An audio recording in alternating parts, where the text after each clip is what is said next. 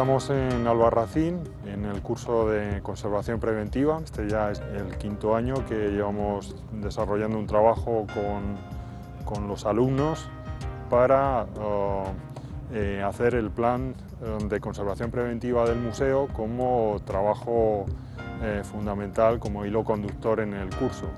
Este año hemos incorporado una actividad nueva que en el Plan Nacional de Conservación Preventiva que estamos poniendo en marcha desde el Instituto, pues le estamos dando bastante importancia, y es la difusión, y especialmente no con profesionales, con personal especializado de la conservación del patrimonio cultural, sino trabajando especialmente con chavales, como en este caso, que ha sido una actividad enfocada al Instituto de Educación Secundaria de Albarracín, pero siempre enfocado no desde un punto de vista profesional, sino enfocado a la difusión de lo que significa la conservación, y en este caso la conservación preventiva. Durante la actividad, utilizando el Museo Diocesano de Albarracín como escenario y como marco de referencia, pues se les explican a los chavales algunos de los aspectos técnicos, tratando de utilizar un lenguaje que sea comprensible para ellos, sobre determinados aspectos de lo que significa el trabajo de conservación preventiva. Hablar de la manipulación, del control de las condiciones ambientales, de lo que significa el patrimonio enlazado a su pasado,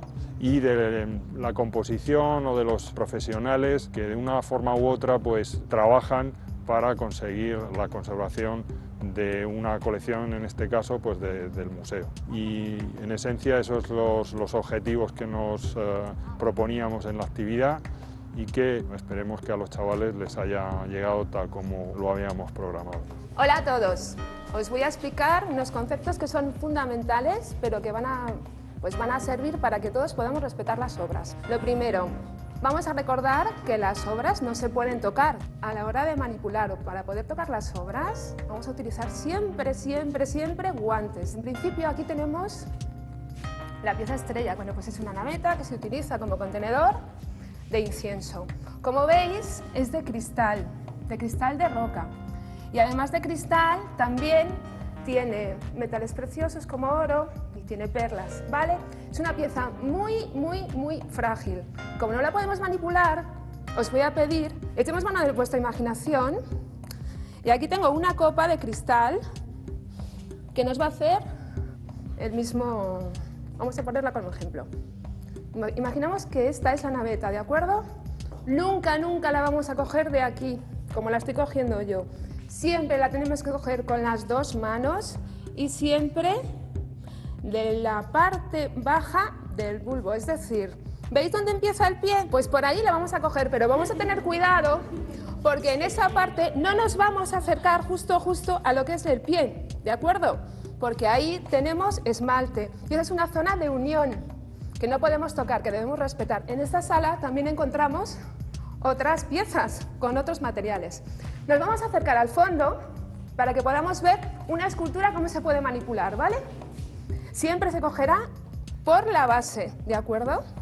Se coge con una mano por la base y con la otra hacia media altura, ¿de acuerdo? Y en un carro se transporta, jamás se lleva en las manos, ¿de acuerdo? Jamás.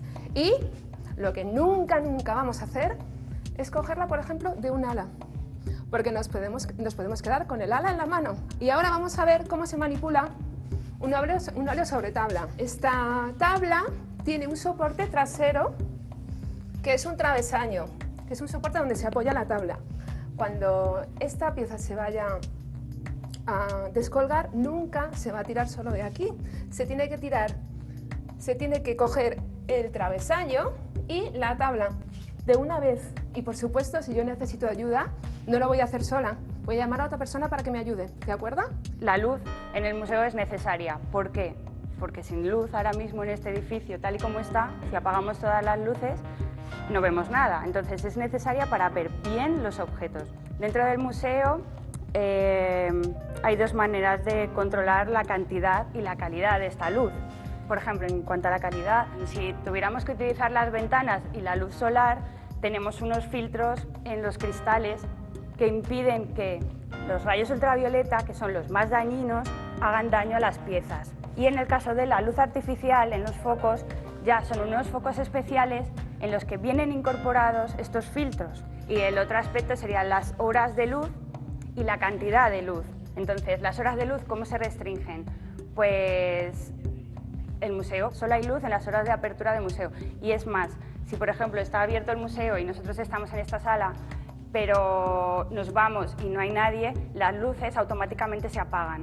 Y la cantidad de luz también es muy importante. Esta sala ahora mismo, tal y como la estáis viendo, aquí hay demasiada luz. Entonces, no sé si los compañeros pueden apagarlo para que veáis la iluminación real. Es una iluminación mucho más tenue en la que podemos apreciar que se iluminan solo los objetos y solo la cantidad necesaria. ¿Cómo miden los equipos técnicos la cantidad necesaria? Pues tenemos unos aparatos que nos indican cuánta luz. Entonces, esto puede estar muy bien iluminado, sin embargo, este cuadro vemos que hay mucha menos luz con respecto a la cartela, porque este es un objeto artístico y por tanto tenemos que prevenir y restringir esa luz. Entonces, en este cuadro, por ejemplo, podemos medir la cantidad de luz que hay.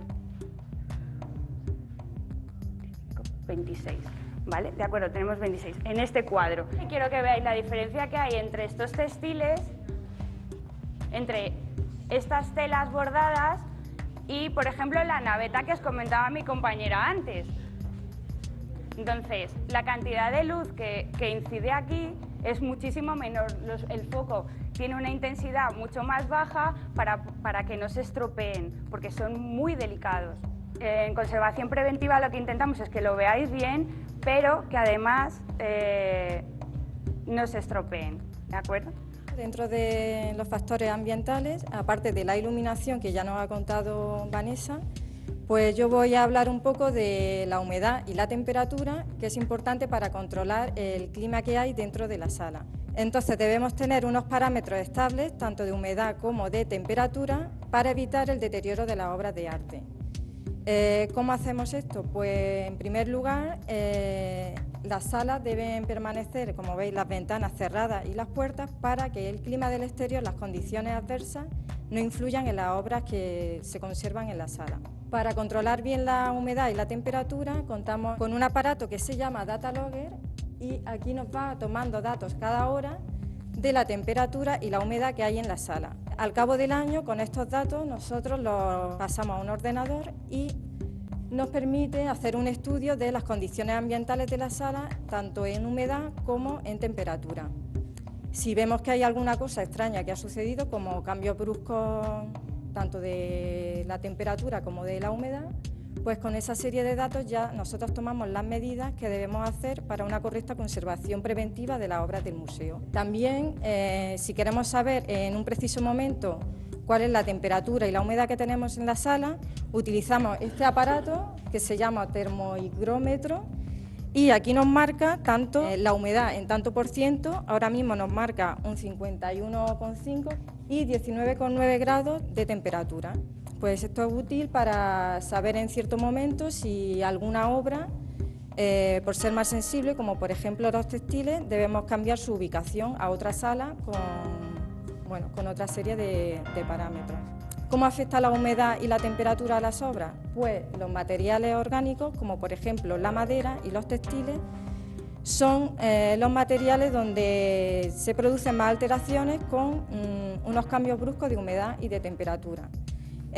Igual que a nosotros nos afecta una excesiva humedad cuando estamos en la calle o unas temperaturas muy altas o muy bajas, a las obras de arte también les afecta. Entonces debemos hacer que permanezcan estables para evitar su deterioro.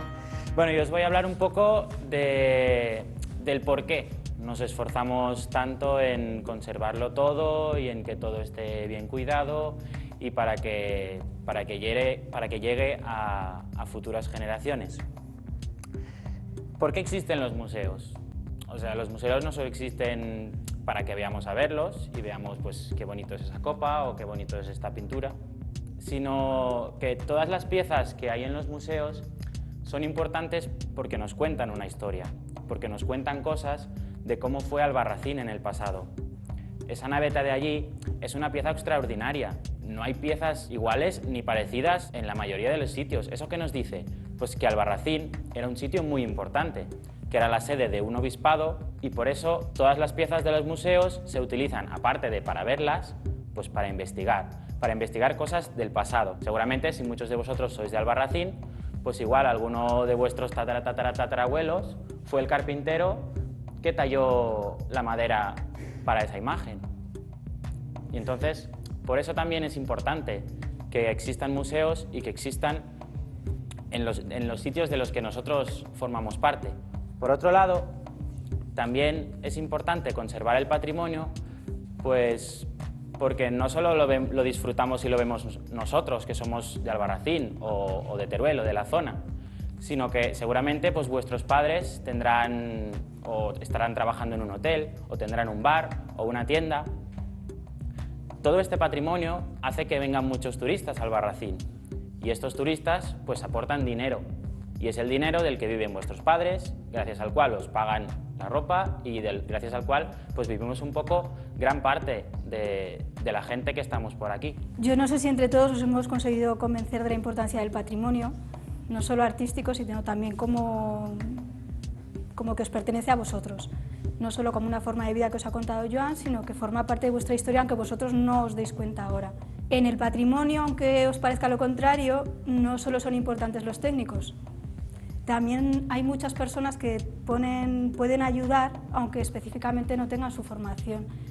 Por ejemplo, la persona que limpie la sala es la que se dará cuenta si se está cayendo una policromía, si hay una gotera. Es muy importante que ella sea capaz de observar y de identificar si hay problemas. Vosotros también sois muy importantes. Puede que ahora no apreciéis el patrimonio, o sí, no lo sé, pero no tenéis por qué hacer nada para que se mantenga.